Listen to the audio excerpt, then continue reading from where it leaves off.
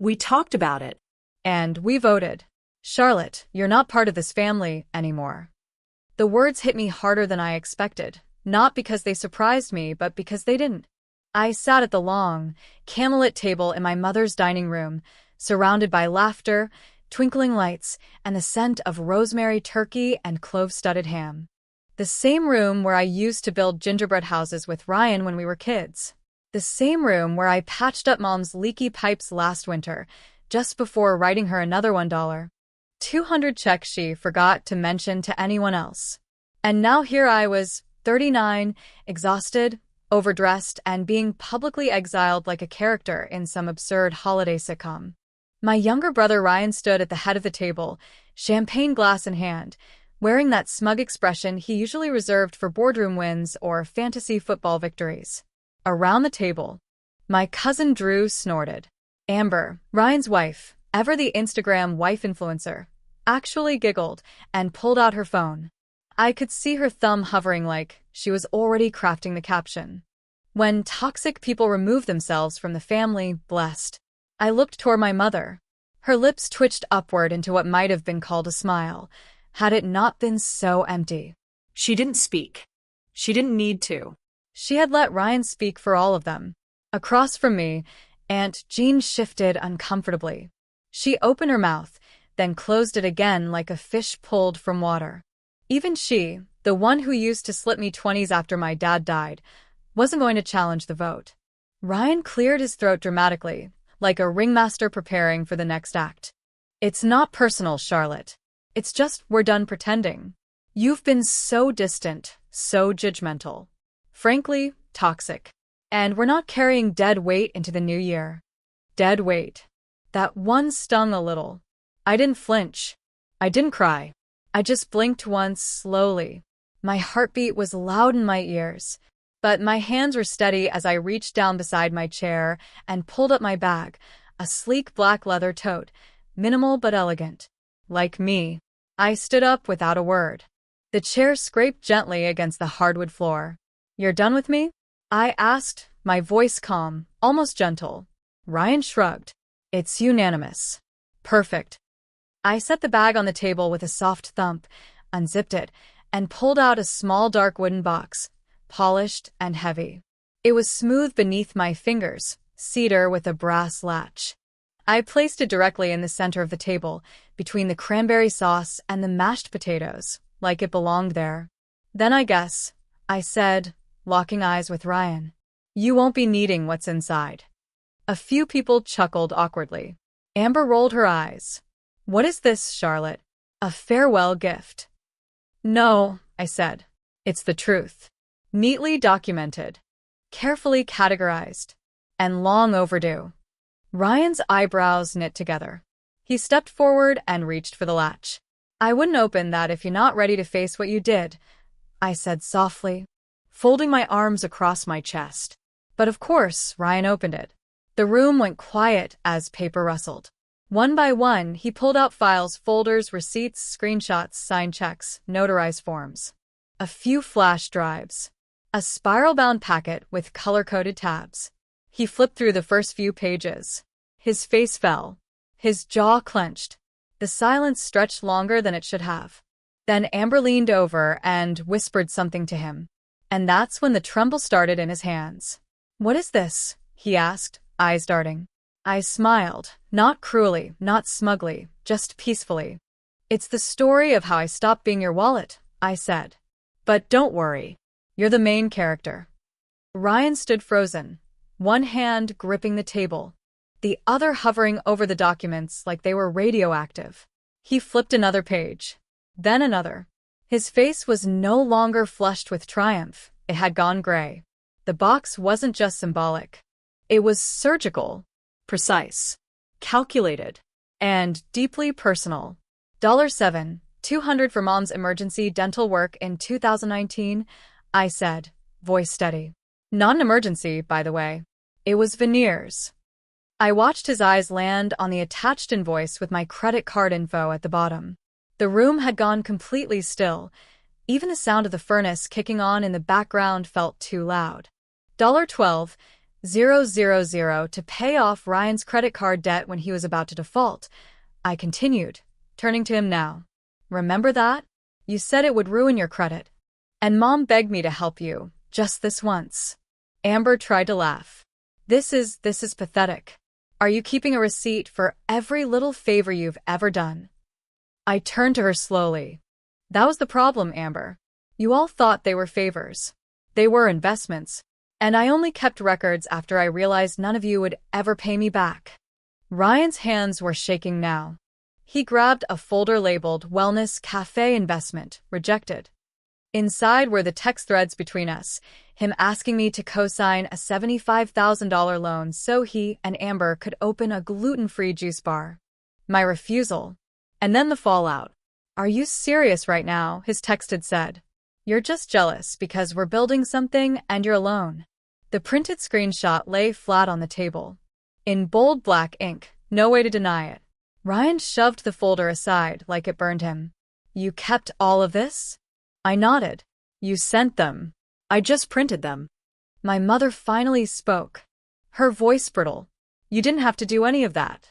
You offered. We never forced you. No, I said calmly. You just expected it. Every single time. And when I stopped, this is what I got. I gestured around the room. A dinner ambush. A public execution. A celebration of my removal. Amber crossed her arms. You're so dramatic. This is why people don't like you. Maybe, I said, stepping closer to the table. Or maybe they don't like mirrors. Amber flinched, but said nothing. Then Ryan flipped open the last folder, the one I had almost left out. His mouth opened slightly as he read. What the hell is this? He whispered. Everyone leaned in. That, I said, is the receipt for the $4. 100 charged to my card from the Harbor Inn, a boutique hotel in Ashland, made with your emergency credit card. Ryan's eyes snapped to Amber. Ashland, he said sharply. That weekend you said you were visiting your mom in Medford? Amber looked like a deer in headlights. Don't, she said quickly. Don't start this here. Who's C. Delaney? He snapped, jabbing at the highlighted name on the hotel guest list. Amber stood up, her chair screeching across the hardwood. You're unbelievable, Charlotte. You would dig this stuff up just to hurt us on Christmas. No, irraplia. I kept it because someday I knew I'd need to protect myself. And it turns out today's the day. The table was now a minefield. The same people who had clapped minutes earlier were silent, staring at their plates, their hands, the chandelier. If this is your way of getting back at us, Ryan said, his voice breaking, congrats. You made your point. I looked at him. At all of them. Mom wouldn't meet my gaze. Drew had gone pale. Even Uncle Jerry suddenly found the carpet fascinating. This isn't revenge, I said softly. This is a reckoning. The folder lay open like a crime scene, the evidence scattered across the table in damning silence. Ryan sat back down heavily, jaw clenched, eyes unfocused. The swagger was gone, replaced with something I hadn't seen from him since we were kids, fear. Amber stood near the fireplace, arms crossed so tightly across her chest she looked like she might crack under her own pressure. Her phone buzzed on the sideboard. She didn't even glance at it. You dug into my personal life, she said, her voice trembling with something between anger and panic. This is stalking. You're sick. I tilted my head slightly. You used my card, I said. My money. My name. You made it my business. Mom's voice cut through the tension, brittle and defensive. You always thought you were better than us, she snapped, reaching for a wine glass she didn't even sip. Always watching. Always judging. This whole stunt just proves how cold you are. Cold. He repeats it, blinking a hair. Because I kept records? Because I stopped handing out blank checks with a smile? I took a breath and straightened my spine. You know it's cold, Mom? Telling your only daughter she's not family anymore. Then going back to your cranberry sauce like it's a normal Thursday night. Aunt Jean made a small noise, like a gasp caught in the back of her throat. I ignored her. Ryan suddenly stood up again. But this time he wasn't confident. He was unraveling. What else did you find?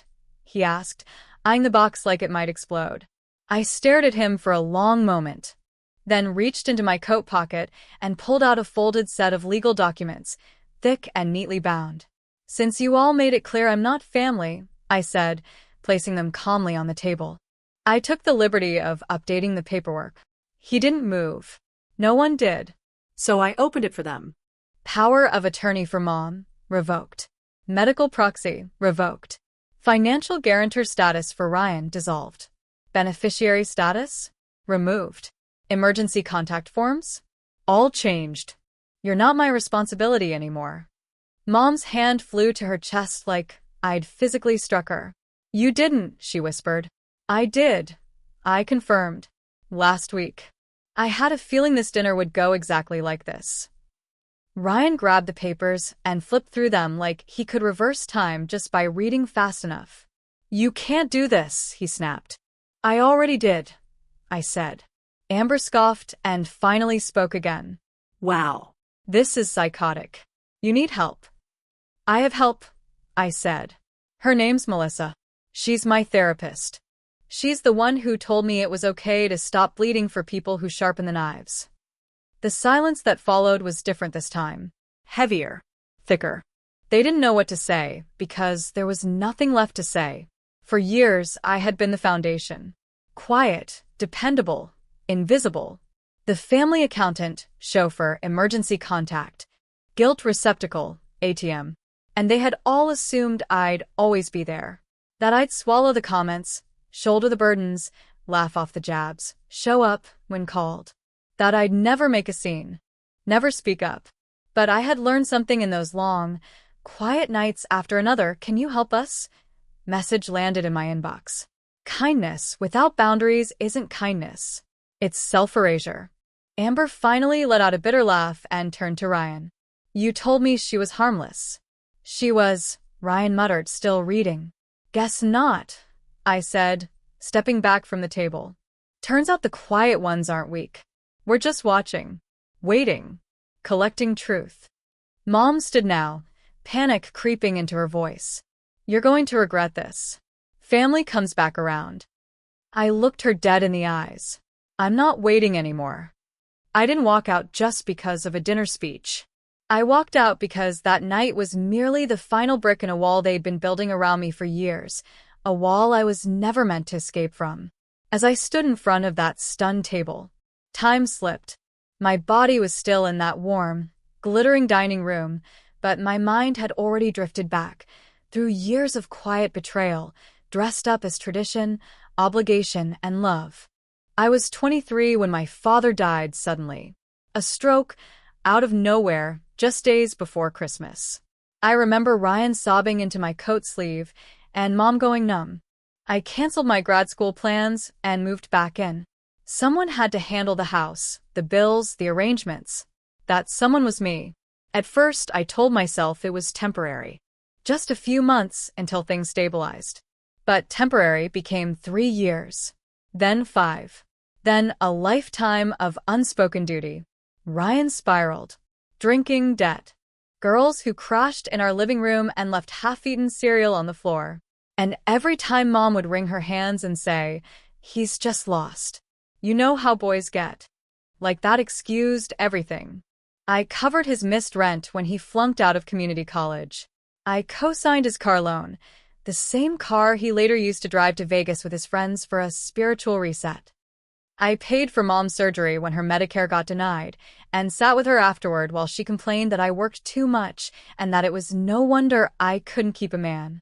And I still stayed. Still showed up. Still sent birthday gifts for my cousin's kids and smiled when they joked that I was the reliable one. But something shifted about 4 years ago, the first time I told Ryan no.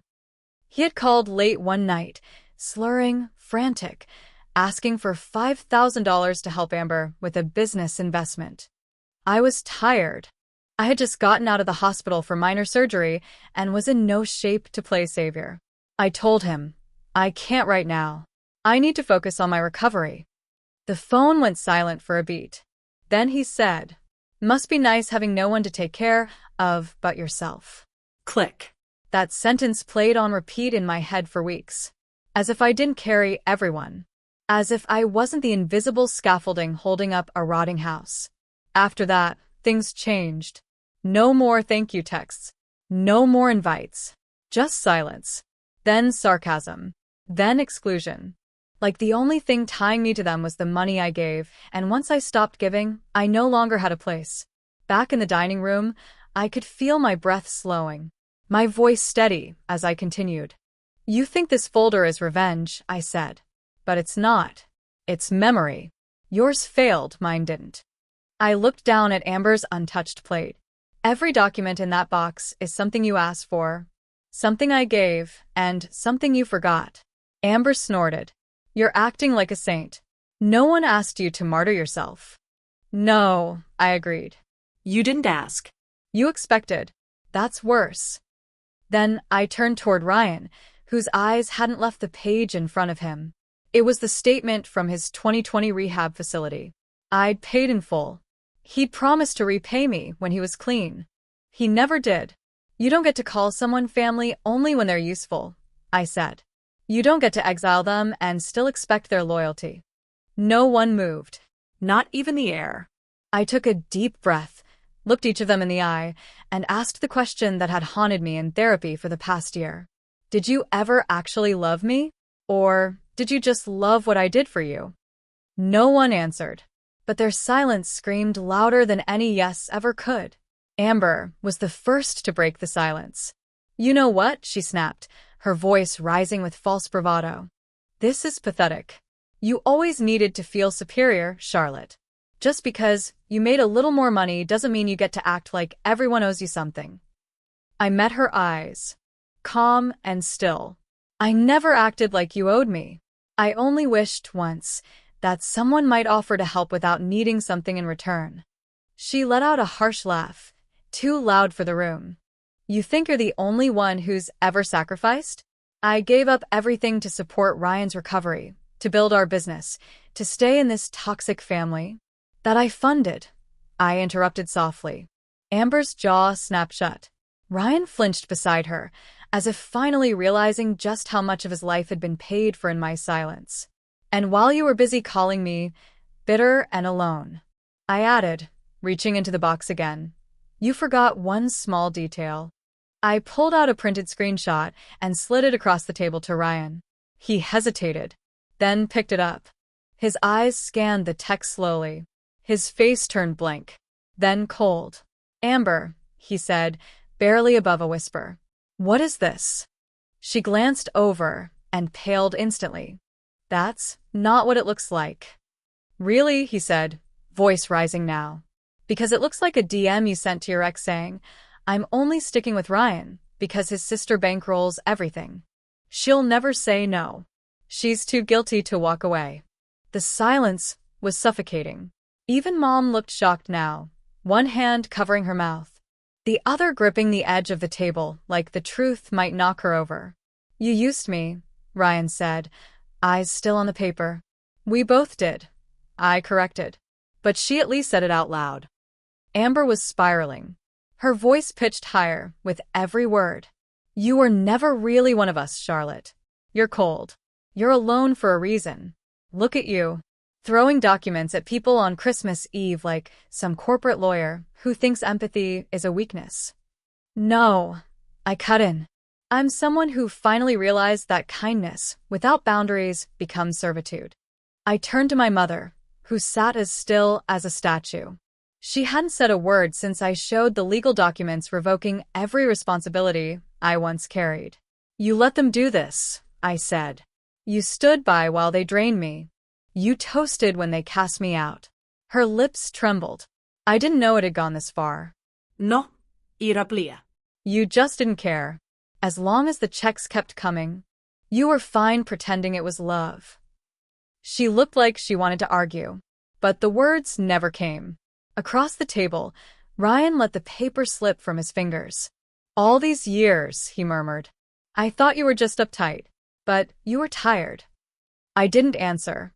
He didn't deserve absolution yet. Amber reached for his arm. He pulled away.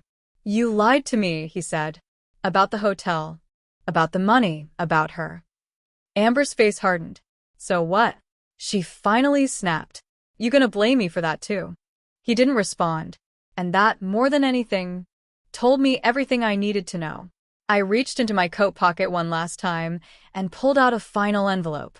What now? Ryan muttered. I set it down gently in front of him. This is for Ellie, I said, referring to their daughter. It's a college savings fund, already transferred out of my name. She's not to be used as leverage. Amber scoffed. You think we need your money now? I gave her a faint smile. No. I think you've run out of places to take it from. As I turned to leave, Ryan's voice stopped me. Charlotte, are you really cutting us off for good? I looked over my shoulder. You cut me off the moment I said no, I said. Tonight was just the announcement. I didn't slam the door. I didn't shout or cry or throw a single dramatic glance back like some made-for-TV movie. I just walked, coat over one arm, silence pressing in around me.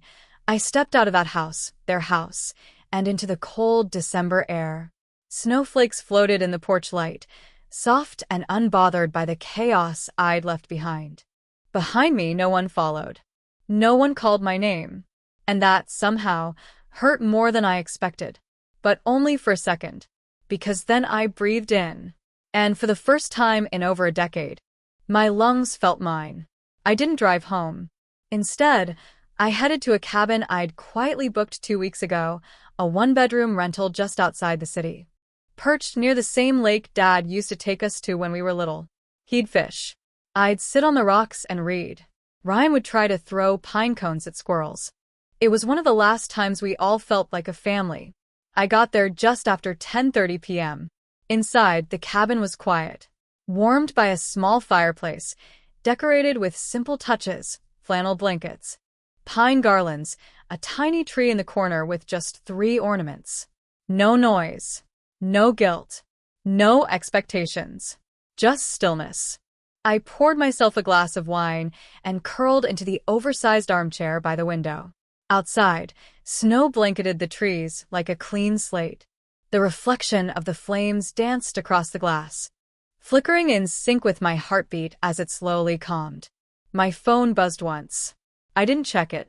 It buzzed again, and again, and again. I flipped it over, face down. They could wait. For once, they could wait.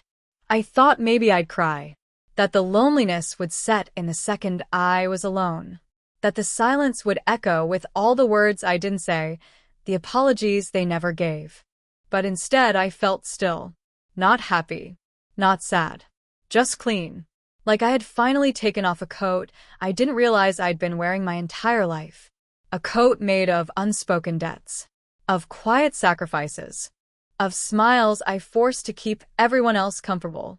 I sat like that for a long time, long enough for the fire to die down and the bottle of wine to go untouched. Just me, and the sound of a world that, for once, didn't need anything from me. The next morning, I woke up to a dozen missed calls. 1 from Ryan, 2 from Mom, 1 from Amber, blocked. There were voicemails, too. I didn't listen. Instead, I made myself coffee. Slowly, with oat milk and cinnamon, the way I like it. I opened the cabin door and stood on the porch barefoot, wrapped in a blanket, watching the lake glisten in the morning sun. The sky was pale blue, the air sharp, my breath visible. No traffic. No yelling. No manipulation disguised as concern. Just me. And that was enough. For the first time in years, I didn't belong to anyone. Not as their provider. Not as their fixer. Not as their scapegoat. Just Charlotte. And that was peace. By the 3rd day, the silence cracked. The first voicemail was from Mom. Charlotte, please call me back. We were angry. It got out of hand. You know how Ryan is. But you're still our family. You've always been the strong one. I didn't respond. That night, I got a text from Ryan. Just 3 words. Are you happy? Like this was some game I'd won. As if peace was victory, and not survival. The next morning, the messages came in waves. Amber, blocked but persistent, used a new number. This is about Ellie. She misses you. You're punishing everyone over money? That's really who you are? Then Mom again. Charlotte, please. Your father's not doing well. The stress is getting to him. I know you're hurt, but think of the family. Funny. Dad hadn't said a word during that dinner. Not one. 3 days later, I received a letter. Handwritten. No return address, but I recognized the handwriting. Mom's. Always looping her GS too wide and pressing too hard on the paper when she got emotional. It was 3 pages long. Page 1. Regret. We said things we didn't mean. You've always been the one holding us together. We were wrong not to see how much you were giving. Page 2. Guilt. Ryan's falling apart. Amber's lost her sponsorships. Ellie keeps asking why you're not here. Your father's blood pressure is through the roof. We don't know how to fix this. Page 3. The ask. We're behind on the mortgage. Ryan's credit is shot. We just need one more push to get through the winter. After that, we promise we won't ask again. Please, Charlotte. For the family. There it was. Like clockwork. An apology just soft enough to sound real. A plea just sad enough to spark guilt. And a request just vague enough to sound temporary. I folded the letter once.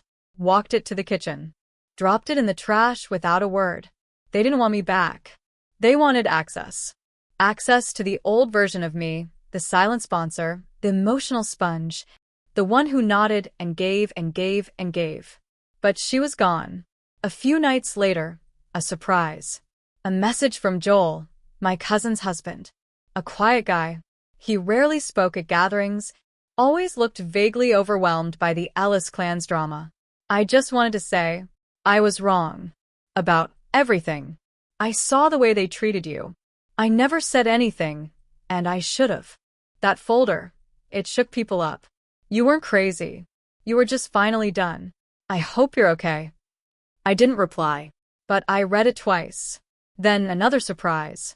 A message from Ellie's teacher. Apparently, I was still listed as an emergency contact. Ellie had a tough week. She mentioned you a lot. Said you were the only adult who really listened. I just thought you should know. That one stayed with me. Because for a moment, guilt clawed at the edge of my peace.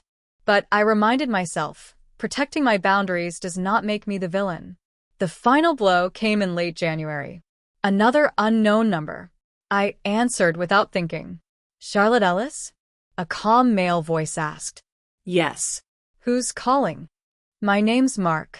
I'm calling on behalf of your mother. She mentioned you're the trustee on a family account and I cut him off. I removed myself from all family legal ties 6 weeks ago. It's finalized. If she told you otherwise, she's lying. A pause. Understood. Click. They were spiraling. I wasn't. I was rebuilding.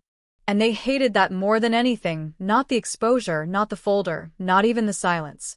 What they couldn't stand was that I was doing just fine without them. February came quietly. Snow melted. Morning frost gave way to rain. And for the first time in as long as I could remember, I felt no dread when I opened my eyes. No unpaid favors waiting in my inbox. No anxious text bubbles blinking at 2 a.m. Just stillness. I started running again. Nothing ambitious. Just a few miles by the river each morning. Enough to remind my legs they were mine. Enough to remind my heart that it could beat for me alone. I finally made those long-postponed appointments, doctor, dentist, therapist. Not because I was falling apart, but because I was worth maintenance, too. I redecorated my apartment. Painted the walls. Hung art that I actually liked.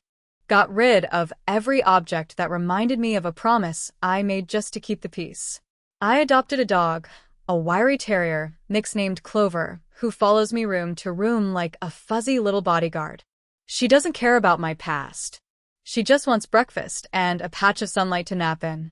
Life got quiet, but not empty. For the first time, quiet meant safe. And then, of course, it came. A letter. Handwritten again. Same familiar loops. No return address. 3 words on the card inside. We're still family. No apology. No ownership. No growth. Just that same old fishing line. baited with nostalgia and a hint of guilt. I held it in my hand for a long while. I waited to feel something: anger, sadness, longing. But there was nothing. Not numbness. Not coldness. Just peace. I dropped the card into the trash without reading further. Then I made dinner, poured a glass of wine, and turned on the jazz station I used to love, but stopped listening to because it made everyone else sad. I lit a candle. I took a breath. I laughed, not because something was funny, but because I finally could. People sometimes ask me, "Do you regret it? Walking away from your whole family like that?" And I think about Ellie sometimes, about what she's learning, about who she'll grow up to be if the cycle doesn't break. And I hope, truly hope, that one day she finds her own way out if she needs to. That she remembers there was one adult in her life who said enough and meant it. But do I regret it? No. I don't regret exposing them. I don't regret saying no. I don't regret the silence that followed. What I regret is how long it took me to stop bleeding for people who were holding the knife. Because now I'm not surviving. I'm living.